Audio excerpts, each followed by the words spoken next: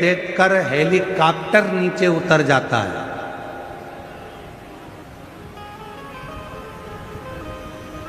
Helipad देखकर helicopter नीचे उतर जाता है और शिव महापुराण कथा का पंडाल देखकर मेरा देव अधिदेव महादेव नीचे उतर जाता है।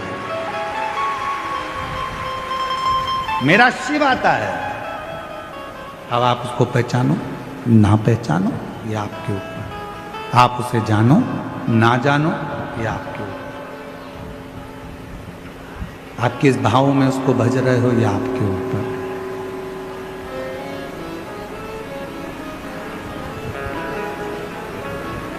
शिव कथा कह रही है।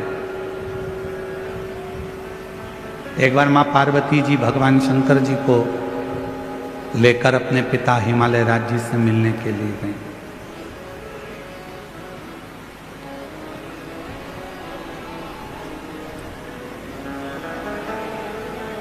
और माता पार्वती जी भगवान शिव को लेकर जब अपने पिता हिमालय राज जी से मिलने के लिए गई तो हिमालय राज कहीं गए हुए थे। हिमालय राज वहां पर थे नहीं।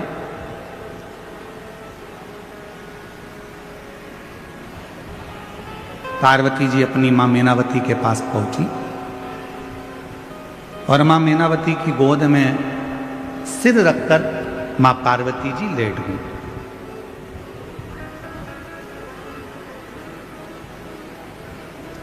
कुछ देरी हुई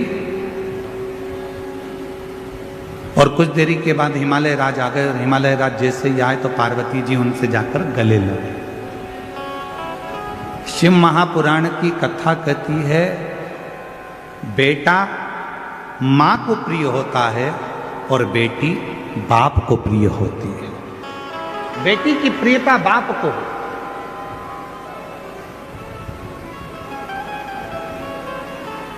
बेटे की प्रियता मां को।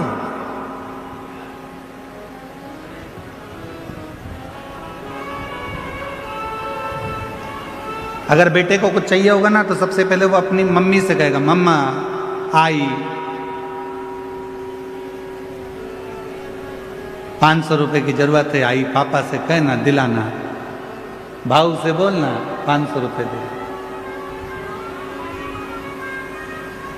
बेटे को जरूरत होती है तो वो अपनी माँ से कहता है और बेटी को किसी भी चीज की जरूरत होती है सबसे पहले अगर बेटी बोलती है तो अपने पापा से कहती है पापा ऐसी बात है, मुझे पढ़ाई करना है, इस कॉलेज में जाना है, इस स्कूल में जाना है, मुझे ऐसा करना है, मुझे ये कोचिंग करना है, मुझे ये करना है।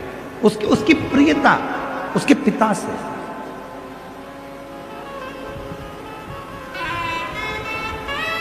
दुनिया के लोग कहते हैं कि बेटी की विदाई में सबसे ज्यादा मां रोती है, पर शिव महापुराण की कथा कहती है कि बेटी की विदाई में सबसे ज्यादा रोता है तो उसका बाप रोता है, उसका पिता।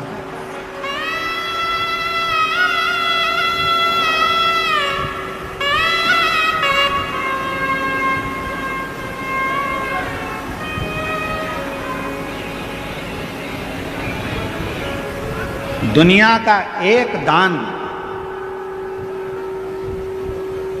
सबसे विचित्र दान है और वो है कन्यादान। दुनिया का एक दान सबसे विचित्र दान है और वो है कन्यादान। एक बाप अपने दिल की, अपने घर की सारी खुशियां दूसरे के हाथ में दान दे देता है, अपनी बेटी का दान कर देता है।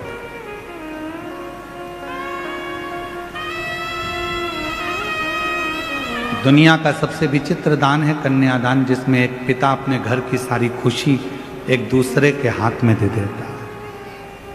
कन्या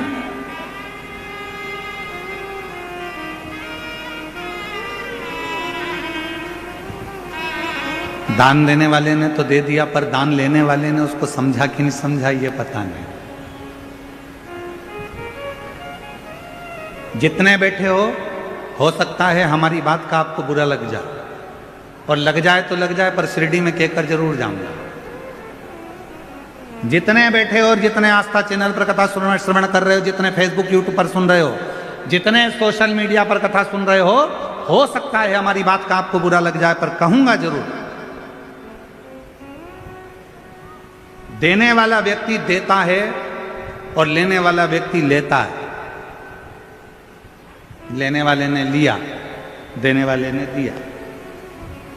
देने वाले को मालूम है अगर वो साड़ी दे रहा है तो देने वाले को मालूम है कि साड़ी कितने की आई, 500 की कि 1000 की। उसने उठाई, तुमको दे दी। लेने वाले ने क्या कीमत आकी हो, इकट्ठी ले आया होगा, 200-300 रुपए की होगी।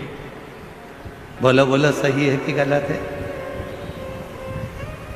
देने वाले ने कीमत बाजार से लाया देने वाला, और कीमत आंक कर देने वाला जब लेकर आया उस साड़ी को, उस वस्त्र को, उस आभूषण को, उस बर्तन को, उस रकम को, उस सामान को उसने उसको देना था, तो वो लेकर आया तो उसके पास कीमत की थी।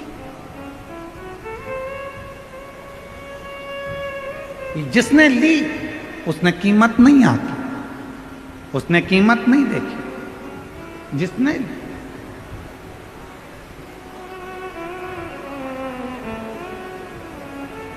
शादी में कौन कौन गया है? किसी की शादी में गए हो कभी? अरे हाथ तो उठाओ जरा। गए हो सब लोग शादी में? अगर शादी में गए होगे तो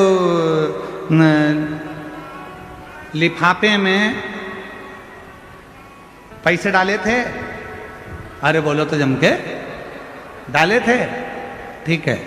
लिफाफा कितने का आया था? 2 रुपए का? 5 रुपए का? पैसे का तो आया था कि नहीं आया था, ये बताओ पहले तो। 2-5 रुपए का लिफाफा आया होगा, तुमने उसमें 500-1000 रुपए डाले होंगे, पॉकेट में तुमने पैसे डालकर शादी वाले को दिए होंगे। तुमने वो लिफाफा 5 रुपए का खरीदा, सुंदर से सुंदर खरीदा कि अपने रिश्तेदार की शादी है, अच्छा दूंगा। 5 रुपए का लिफाफा खरीदा और तुमने उसमें 1000-2000 रुपए रखकर दिए। अब लेने वाले ने तो केवल अंदर से जो 1100 रुपए थे, 500 रुपए थे, वो निकाले और उस लिफाफे को उठाकर फेंक दिया। उसने उसकी कीमत समझी क्या? उसने उसकी कीमत जानी क्या? देने वाले को मालूम है कि कीमत कितनी है, पर लेने वाला कभी कीमत नहीं जान पाता कि उसको तो लगता है हाओ।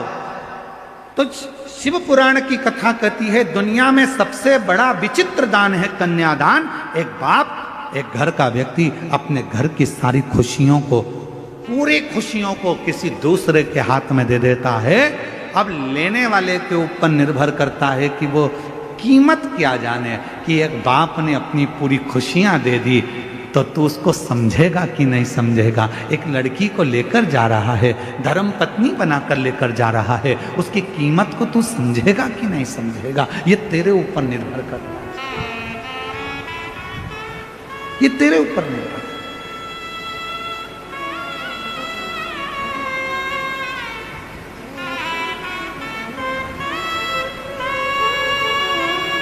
पार्वती जी माँ की गोद में सिर रखकर सो रही थी, और माता पार्वती जी जब अपनी माँ मैनावती की गोद में सिर रखकर सो रही थी, पिताजी हिमालय राज का आगमन हो गया। और जैसे ही हिमालय राज का आगमन हुआ तो पार्वती जी दौड़ पड़ी, अपने पिता से गले लगने के लिए दौड़ी मां पार्वती।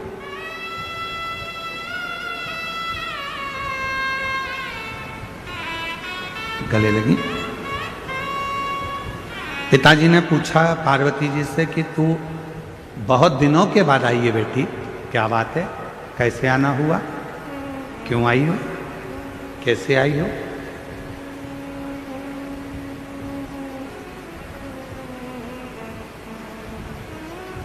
दुनिया में केवल एक बेटी ऐसी होती है जो अपने बाप के चेहरे को देखकर पहचान जाती है कि पापा को तकलीफ क्या है। दुनिया में केवल एक बेटी ऐसी होती है जो अपने पापा के, अपने भाऊ के, अपने पिता के चेहरे को देखकर पहचान जाती है, अपने पिता के चेहरे को देखकर पहचान जाती है कि पिता को दुख क्या, तकलीफ क्या, कष्ट क्या।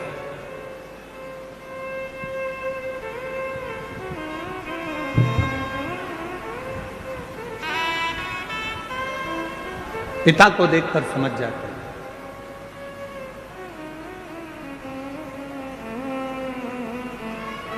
एक बेटी का और बाप का संबंध ही ऐसा होता है। बेटी बाप का चेहरा देखकर पहचान जाती है कि पापा को तकलीफ क्या है, और बाप फोन पर भी अगर बात करेगा ना बेटी से तो समझ जाएगा कि मेरी बेटी को तकलीफ क्या है। ये संबंध है, एक पिता का और पुत्री का संबंध है, एक बाप और बेटी का संबंध है। समझ जाए। बस जैसे एक पिता अपनी बेटी के मुख से शब्द सुनकर समझ जाता है कि इसको तकलीफ क्या है, एक बेटी अपने बाप का चेहरा देखकर समझ जाती है कि तकलीफ क्या है। उसी तरह जब तुम एक लोटा जल लेकर देवाधिदेव महादेव को चढ़ाने के लिए जाते हो, तुम मंदिर की सीढ़ी चढ़ते ही हो, उतनी देर में शंकर भगवान समझ जाते हैं कि मेरी बेटी का दुख क्या है, तकलीफ क्या है, कष्ट क्या है, मेरे बेटे को तकलीफ क्या है, मेरे पुत्र को तकलीफ क्या है, मेरी बेटी को तकलीफ क्या है, वो समझ जाए।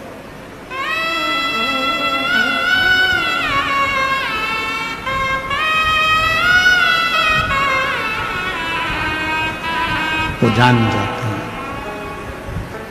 और रिश्ता तेरा मेरा सबसे प्यारा, रिश्ता तेरा मेरा सबसे प्यारा, तू मेरा बाबा मैं हूँ तेरा लाला, मैं हूँ तेरा लाला, तू मेरा बाबा मैं हूँ तेरा लाला, मैं हूँ तेरा लाला। ये संबंध शिव जान जाते, शिव पहचान। आपकी प्रार्थना से, आपके भजन से, आपके कीर्तन से, आपके मंत्र जाप से, आपके स्मरण से,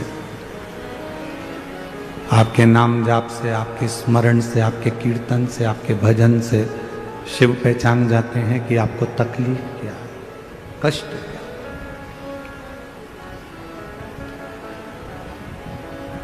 अपनी व्यासपीठ से हम हमेशा एक बात कहते हैं कि कितनी भी तकलीफ हो, शिव जी का मंदिर कभी मत छोड़ना। जिसने शंकर भगवान के मंदिर में जाना नहीं छोड़ा, शंकर भगवान ने उसका हाथ कभी नहीं छोड़ा, उसको मंजिल तक पहुंचाया। कितना भी दुख हो, कितनी भी तकलीफ हो जाती,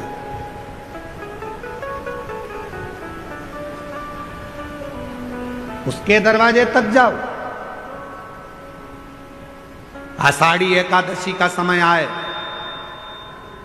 आषाढ़ी एकादशी के पहले वारी निकलती है, पूरा महाराष्ट्र वारी करता है।